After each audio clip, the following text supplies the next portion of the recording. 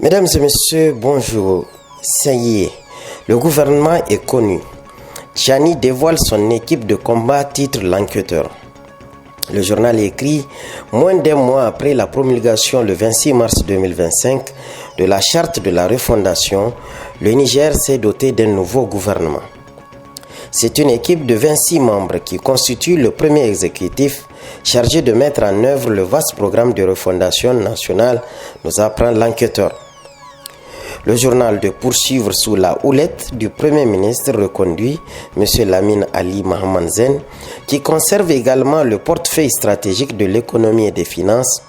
8 militaires occupent des postes régaliens et d'infrastructures clés. La défense, l'intérieur, la santé, les transports, l'équipement, les mines, l'environnement, l'urbanisme, l'agriculture et l'élevage, des leviers essentiels de l'appareil d'État qui sont tous détenus par des hommes en uniforme, écrit l'enquêteur. Face à ce bloc, poursuit le journal, 17 civils complètent l'équipe des technocrates et des figures politiques. Toutefois, écrit le journal, ce remaniement voit le départ de 4 ministres. Celui du commerce, de l'urbanisme, de la communication et le délégué au budget, et l'arrivée de 8 nouvelles personnalités. En commentaire, l'enquêteur dit que la structure de ce premier gouvernement de la refondation illustre clairement la dualité au cœur du pouvoir actuel, avec la prédominance militaire dans les secteurs régaliens et stratégiques et sa priorité accordée à la sécurité et à la souveraineté. Toutefois, selon l'enquêteur, la confirmation d'un premier ministre civil, économiste et la présence de nombreux technocrates civils indiquent une volonté de ne pas négliger la gouvernance technique et les réponses aux besoins quotidiens des populations. En conclusion, le journal L'Enquêteur affirme que la crédibilité de ce gouvernement se mesurera à sa capacité à améliorer tangiblement la sécurité et les conditions de vie des Nigériens. Après la formation du gouvernement, les esprits sont tournés vers le conseil consultatif. Le canard en furie, titre Conseil consultatif, ça se bouscule au portillon de l'organe législatif. L'heure de manger est-elle enfin venue? Pose la question le journal pour voir tant de frénésie et d'agitation pour accéder à la marmite bouillonnante d'arômes et de fumée enivrants. N'est-ce pas pourquoi, poursuit le journal, l'on peut entendre certaines voix demander que soient désignés ceux qui, dans le vent du changement, se seraient mobilisés pour soutenir les militaires dans leurs actions. Pour le canard en furie, il y en a qui le méritent, c'est vrai, mais même s'il est vrai que le patriotisme est un critère, peut-on pour autant distinguer un patriote sérieux et d'un autre plus calculateur et intéressé, se demande le journal. Ce n'est pas si évident, affirme le canard en furie, et ce n'est pas normal que le recrutement juteux et prestigieux annoncé donne lieu à ces guéguerres et autres chamailleries. En vérité, conclut le canard en furie, le Niger inquiète aujourd'hui par ses ambiguïtés énormes qui ne peuvent plus rassurer sur les choix annoncés, et c'est compliqué pour le CNSP qui aura fait, à ses risques et périls, le choix de plaire à tout le monde, incapable donc de sévir. Refondation sous tension, le conseil consultatif divisé, avant même d'exister. C'est le titre de l'enquêteur. Pour ce journal, lancer la composition d'une instance aussi stratégique que le conseil consultatif pour la refondation, sans avoir préalablement défini et publié le cadre légal et réglementaire, constitue une démarche pour le moins hasardeuse.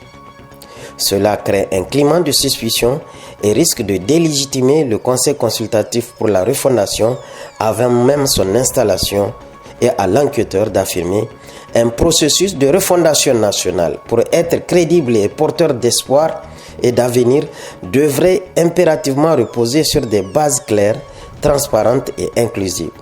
Parlons toujours de la transition avec le titre du courrier qui veut détourner le choix des assises nationales.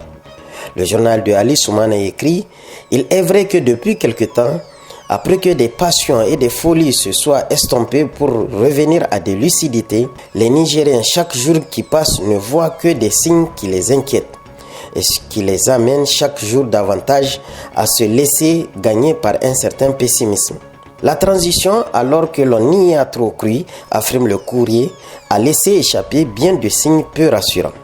Le CNSP doit donner donc des gages qui rassurent, estime le journal Le Courrier, et le journal de se demander pourquoi d'ailleurs laisser le peuple dans le doute.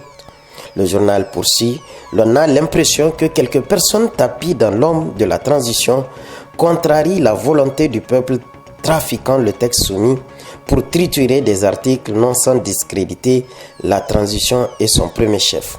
En conclusion, le Courrier écrit « Pourquoi veulent-ils discréditer le président Tchani et le faire échouer coûte que coûte, en tentant de le mettre en conflit avec son peuple ?» La réponse à cette interrogation du Courrier se trouve peut-être dans cet article du journal Le Monde d'aujourd'hui, qui titre « Le train de la transition s'enlise-t-il ?» Le journal nous apprend que 3 stratégies étaient mises en place pour saboter la transition.